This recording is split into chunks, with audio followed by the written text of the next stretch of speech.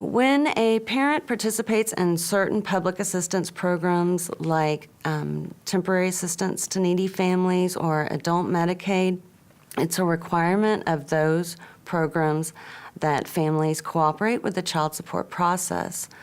However, HHSC can make a determination that you could be exempt from that process.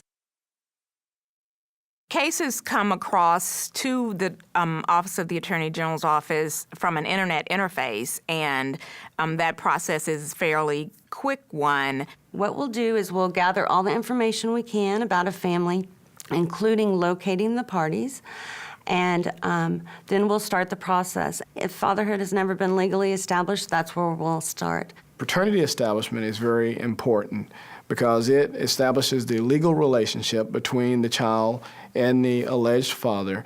And during that process of establishing paternity, it may involve us doing genetic testing to ensure that the alleged father is in fact the biological father of the child.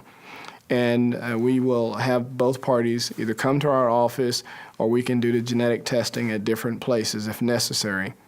But it's an important step in order to obtain an order for child support.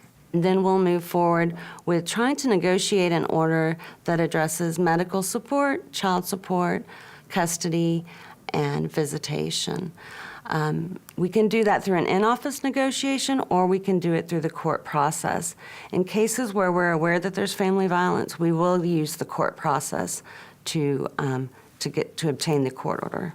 At the time that we're preparing cases to go to court, we make sure that these cases are segregated in a way so that we can ensure the custodial parent's safety when they come into the courtroom. We can also ask the court to make a finding of non-disclosure, which will mean that your address will remain confidential and won't be in any papers that could be made accessible to the abuser. What we do is we take off their address and phone numbers off of any legal papers that can be a public record, whether it's that case or if they have another case, because if they have more than one case, we still mark it as a family violence case too, just to make sure that their information doesn't become public record. Then the state has to determine conservatorship. And that's our way of determining who has custody of the child and where the child will live. And once that has been determined, then the state will also determine visitation. We establish the child support amount that will be determined to be paid by the non-custodial parent. And in that child support obligation or order, you can also have an order for medical support or cash medical support. Or health insurance. That non-custodial parent can also be required to pay what is called retroactive child support, or as a lot of people call it, back child support. The state of Texas has a protection for victims of domestic violence that allows them to opt out of seeking child support if it would put either the victim or their children at risk.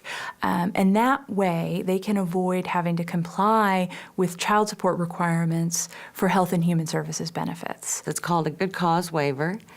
And if you have reason to think that your or your children's safety would be at risk by participating in the child support process, HHSC can give you a good cause to be exempt.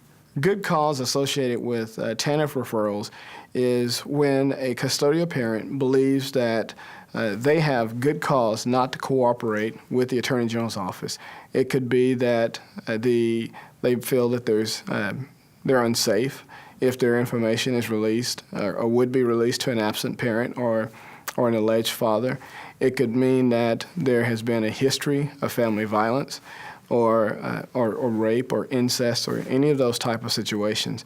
But if a custodial parent feels that their safety is threatened in any way, they can notify us or contact their caseworker at the Health and Human Services Commission and ask for a good cause determination. We want you as a survivor to fully understand what's going to happen in the process and what the likely or possible outcomes are. But we want to give you the tools and the information that you need to make the best decision for you and your family.